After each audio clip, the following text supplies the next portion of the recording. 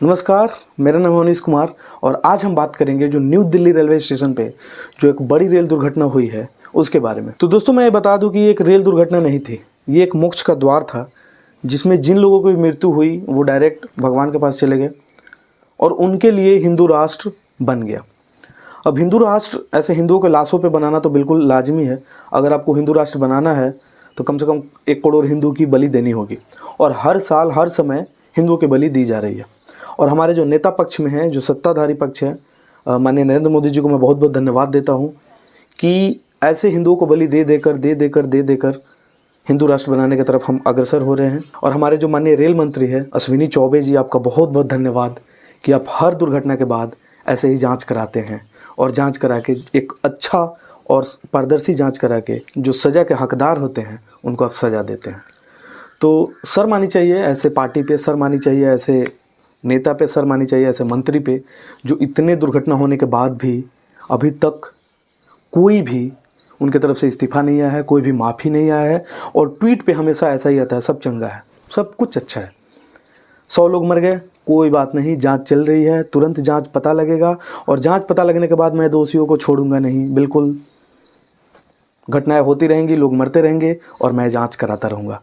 मैं इतना बेशर्म हूँ कि मैं कभी भी अपना इस्तीफ़ा नहीं दूंगा। ये पद जो मोदी जी के नेतृत्व में मुझे मिला है वो मैं ऐसे ही निर्वहन करूँगा। और जब भी कुछ ऐसा होगा, जब भी कुछ ऐसी घटना होगी तो मैं 4K में, बढ़िया 4K में एक वीडियो वंदे भारत या बुलेट ट्रेन का अपने ट्विटर पे पोस्ट कर दूंगा ताकि लोगों की जो मृत्यु है उससे दब जाए, उस 4K वीडियो से दब जाए।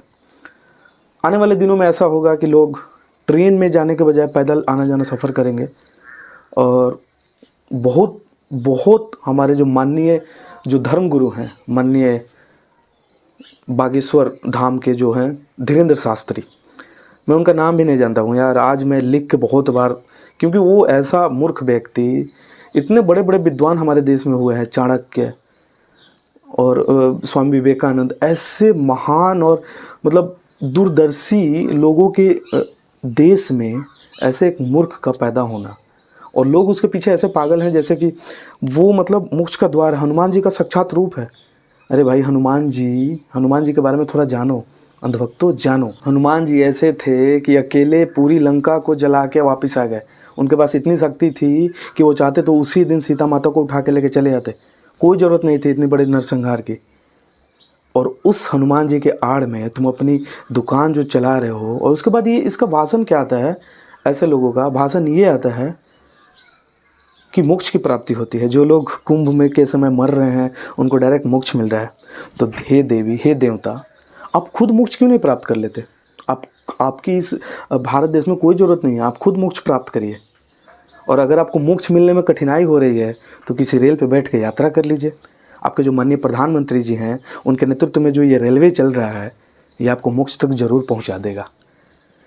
तो घटना है न्यू दिल्ली रेलवे स्टेशन की घटना पे आते हैं। कुंभ में ऑलरेडी हर जगह पे भीड़ चल रहा है और ये सरकार पूरी तरीके से फेलियर है। और भीड़ देखते ही सरकार का हाथ खड़ा हो जाता है, भाई भीड़ आ गया, मैं कुछ नहीं कर सकता, आप लोग खुद देख लो। मर रहे हो, किसी धर्मगुरु को उठा देंगे और बोलेंगे कि कुछ ऐसा टिप्पणी कर दो कि भाई लोग खुश हो जाए। तो कुंभ में पिछली बार हादसा हुआ तो 2-4 धर्मगुरु जो हमारे मोदी जी के नेतृत्व में काम करते हैं और धर्म का नाम प्रचार करते हैं, ऐसा वो हमें बताते हैं कि भैया ये ही हैं तो हम हैं, अगर ये हटे तो फिर हम कटे, ऐसा वो हमारे मन में डालते हैं। उनका काम इतना ही है, उनको पूरी सैलरी मिलती है और उनको पूरी रक्षा मिलती है, जेट सिक्योरिटी मिलती है इस बात के लिए। तो मेरा कहना ये है कि भैया जब मोक्ष प्राप्ति हमें हो जा रही है, हम हिंदुओं को मरने से, तो सबसे बड़े जो हिंदू हैं आप धीरेन्द्र शास्त्री जी, आप क्यों नहीं जाते हैं कुंभ में और भी VIP पास से क्यों जाते हैं? अगर आपको नहाना है कुंभ में तो भीड़ से होके जाइए, मृत्यु को गले लगा के जाइए ना। जो हमारी आम जनता है, जो 40 करोड़ जो हमारे हिंदू हैं, वो अगर भीड़ से होके जा रहे हैं तो आप भी VIP रास्ते से क्यों गए? क्या आपको मोक्ष प्राप्त नहीं करना? क्या आपको लगता है कि भी VIP पास से मैं नहीं जाऊँगा तो मर जाऊँगा? मरने का डर है। और अगर मरने का डर है तो फिर ऐसे फालतू बयान आप क्यों दिए? और यहाँ पे जो घटना हुई रेलवे स्टेशन पे, तो वो लोग भी तो कुंभ में जा रहे थे या कुंभ से लौट रहे थे। कोई कुंभ में जा रहा था, कोई कुंभ से लौट रहा था, कोई अपने घर जा रहा था। तो उन लोगों की, जितनी भी लोगों की मृत्यु, हालांकि मीडिया जो है, हमारे चाटुकार मीडिया जो है वो 15 लोगों को ही दिखा रही है, लेकिन कहने वाले ये भी कर रहे हैं कि 100-200 के आसपास लोग मरे हैं। और वहाँ पे कोई बयान देने, हमारा एक दोस्त है, माननीय, मैं नाम नहीं लूँगा, लेकिन वो बहुत ही पारदर्शी आदमी है और बहुत ही दूरदर्शी आदमी है। वो गए थे घटनास्थल पर, मेरे को कुछ पिक्स भी भेजे थे, मैं अपलोड कर दूँगा। उनका ये कहना था कि भाई सब कुछ क्लोज्ड है, कोई मुंह खोलने के हालात में नहीं है, कोई मुंह नहीं खोल रहा डर से। अब पुलिस का डर है, प्रशासन का डर है, और जिसमें सबसे बड़े बेशर्म हैं लेफ्टिनेंट गवर्नर। भाई गवर्नर लोग कब से सरकार की चाटुकारिता करने लगे? उनका भी ट्वीट बार बार एडिट हो रहा है। पहली बार ट्वीट आया कि भाई सब कुछ, हालत अभी बुरी चल रही है और हम कोशिश कर रहे हैं कि इसको हम ठीक कर दें, और तुरंत ट्वीट एडिट हो गया। किसका डर है भाई तुम्हें? आप लोग मतलब खुद, पूरी जो कार्यपालिका और न्यायपालिका है, सब कुछ मिल गई है, सब कुछ कार्यपालिका के अंडर में आ गई है। तो आप ये सोचिए कि हमारे जो नरेंद्र मोदी की सरकार है वो क्या हम हिंदुओं की रक्षा कर रही है, या हमारी बलि दे के और ऊपर चढ़ रही है? और अगर बलि दे के ऊपर चढ़ रही है तो आपका क्या कर्तव्य बनता है? जो ये मोक्ष का ज्ञान दे रहे थे, इनको भी मोक्ष पहुंचा दिया जाए, इनको भी मोक्ष दे दिया जाए।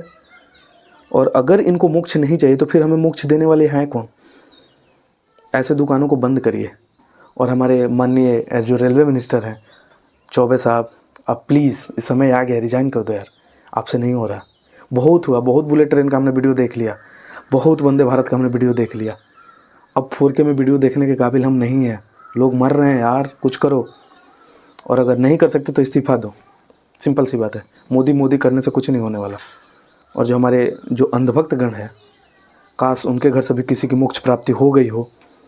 भगवान करे उनके घर से जितनी भी मोक्ष प्राप्ति भविष्य में हो, भगवान करे उनके घर से हो, ताकि वो लोग क्वेश्चन करना सीखें। मिलते हैं अगले वीडियो में, तब तक के लिए गुड डे, बाय।